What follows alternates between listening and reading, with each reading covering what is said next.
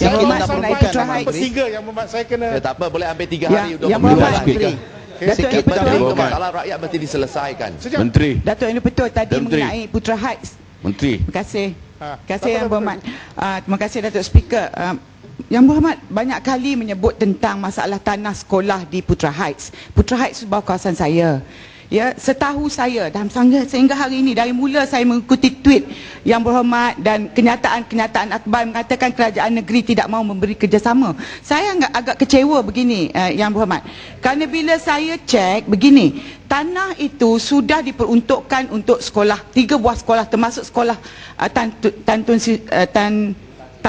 Tun Tan Siew Sein ini. Apa yang menjadi masalah ialah sudah diserahkan telah diperuntukkan, ada kelewatan daripada kementerian sendiri untuk memohon tanah itu, dan kemudian kementerian tidak menyerahkan kepada LPS. Bila tidak ada grant itu, LPS tidak boleh memajukan sekolah. Tapi baru ni alhamdulillah akhir-akhirnya dah boleh, sekolah dah mula dinaikkan. Tapi Yang Berhormat asyik mengulang-ulang bahawa kita tidak memberi kerjasama. Ini adalah satu saya rasa it's a political, it's wrong Yang Berhormat. Saya menghormati Yang Berhormat. Saya turun bersama penduduk jabatan PIBG, LPS. Masalahnya bukan kita tidak memberi kerjasama, tetapi apabila peruntukan dan peraturan yang ditetapkan oleh Majlis Pembangunan Subang Jaya tidak ditepati, macam mana sekolah itu nak dibina? Dia mesti ikut basic, mesti ikut peraturan. Yang Berhormat asyik mengulangi kerajaan negeri Selangor tidak memberi kerjasama. Tak betul ni Yang Berhormat. Yang Berhormat, kalau Yang Berhormat dengar kali pertama saya buat statement, saya merayu kerajaan negeri membantu agar pihak berkuasa membantu mempercepatkan kelulusan plan itu.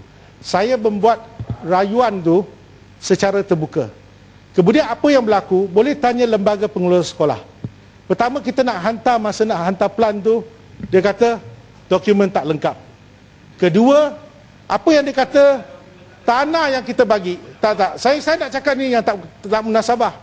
Kalau tu tanah 11 ekar, kerajaan dah bagi separuh, 5 ekar kepada sekolah ini, bermaksud apa yang dikatakan tak lengkap tu, dia kata kena dapat kelulusan, pecah sempadan dulu 6 ekar. Kalau itu reserve pendidikan, tak berlaku di negeri lain yang kata kita kena pecah sempadan, dapatkan plan itu. Itu jadi masalah. Selepas kita dah, saya sendiri pun minta pihak berkuasa bantu, kerana apabila kita nak bagi 2 sekolah, 11 tolak 5 jadi 6. Tak payah kita tak kata, dia kata, oh surat tu tak nyatakan yang diberi itu sebelah kiri atau sebelah kanan. Itu soal remeh-temeh.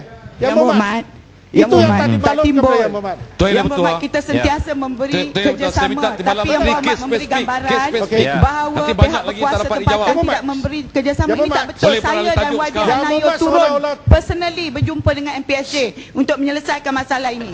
Tetapi akhirnya yang salahnya adalah MCA. Kerana MCA memainkan isu ni, tanah itu sudah dapat, tapi asyik dipusing, dibawa cerita bahawa tanah itu belum dapat. Yang Berhormat, sebab tu bila saya cerita ni, semua tak mau dengar. Sebab bila nak hantar tu, kelewatan disebabkan itu. Jadi lembaga pengelola sekolah buat sekolah terus sampai mereka tak ada pilihan, mereka tak berani nak robohkan, barulah isu ni dah kata okey, boleh teruskan. Kelulusan belum diperolehi, sekolah LPS dah buat. Kalau tidak, sampai sekarang pun tak buat. Ini saya nak terangkan kepada Yang Berhormat supaya tak ada salah faham ya, Yang Berhormat. Jangan putar belik kenyataan. Saya akan teruskan pada ini.